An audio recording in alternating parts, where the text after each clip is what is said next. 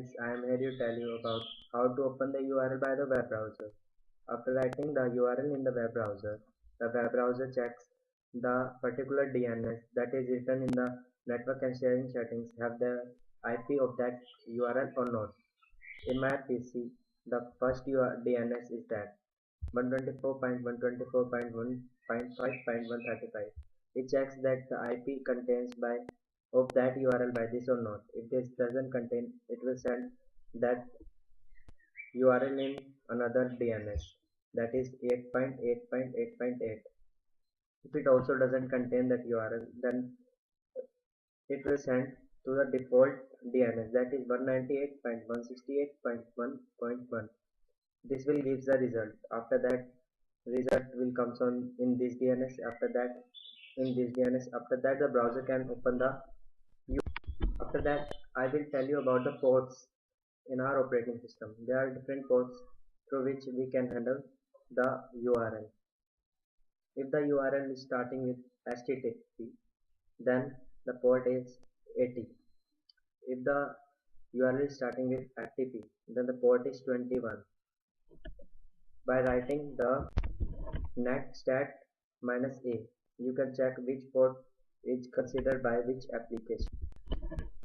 If I write the http://www.abc.com, then it will go automatically on the port number 80.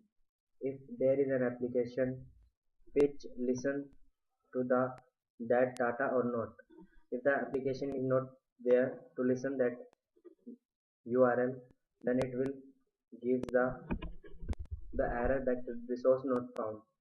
But if there is an application to listen that data, then it will listen by that application. Example, we have Apache application on the port number 80. The Apache have many different modules like ASP, JSP, .NET, PHP, many things to handle. The PHP files are handled by Apache itself. After that, if we have the ASP.NET file, then it will send to the .NET server, which consists in this module, because the ASP file doesn't handle by the Apache. That's why it will send to the ad hoc port of .NET. Ad hoc port means the port that is free. After that, the .NET checks in their cache that there is any class file or not.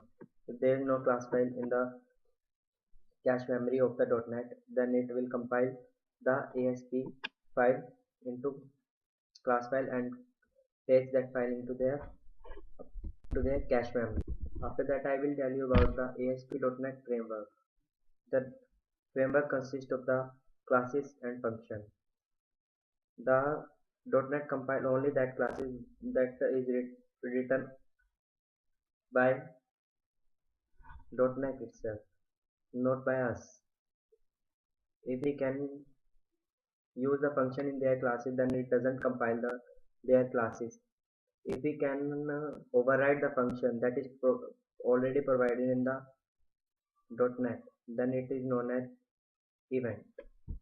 If we made any class, then we can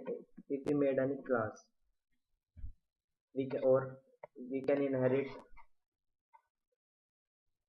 the classes that will define in the .NET. Then we can use their function also. We can call the function of that class also. Thank you.